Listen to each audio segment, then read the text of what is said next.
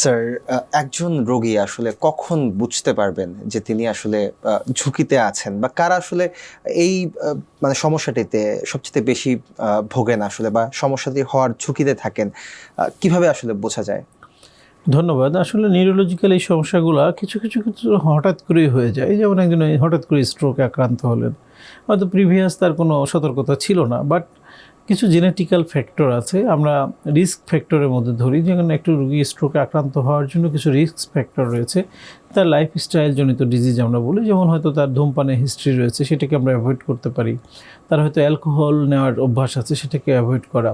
তার শরীরে ওজন মাত্রা অতিরিক্ত, সেটাকে নিয়ন্ত্রণে রাখা। তার হয়তো লিপিড প্রোফাইল বা আমরা বলি কোলেস্টেরলের মাত্রা অনেক বেশি, সেটাকে নিয়ন্ত্রণে রাখা। তার হচ্ছে উচ্চ রক্তচাপ রয়েছে, সেটাকে নিয়মিত ওষুধ সেবনের মাধ্যমে তার সেটাকে নিয়ন্ত্রণে রাখা। কারো হয়তো ডায়াবেটিস আছে বাট নিয়ন্ত্রণে নেই, সেই ডায়াবেটিসটাকে নিয়ন্ত্রণে রাখা। এরকম যে কোমরবিডিটিগুলো রয়েছে সেগুলোকে যদি আমরা নিয়ন্ত্রণে রাখি, স্ট্রোককে আমরা হয়তো প্রতিরোধ করতে পারি। ঠিক তেমনই স্পাইনাল কর্ড ইনজুরির কথা যদি আপনি বলেন, এখন আমি রোডে চলছি, আমার অ্যাক্সিডেন্ট হবে আমি জানি না, হয়ে গেল, অ্যাক্সিডেন্ট হলো। বাট অনেক সময় আমরা ইচ্ছাকৃতভাবে আমরা রাস্তা পার হতে চাচ্ছি চলন্ত গাড়ির সামনে দিয়ে, যে তখন তো এটা আমাদের একটা ইচ্ছাকৃত অ্যাক্সিডেন্ট বলবো। তো সেই ক্ষেত্রে এইরকম প্রত্যেকটা ক্ষেত্রে আমরা যদি সচেতন হই,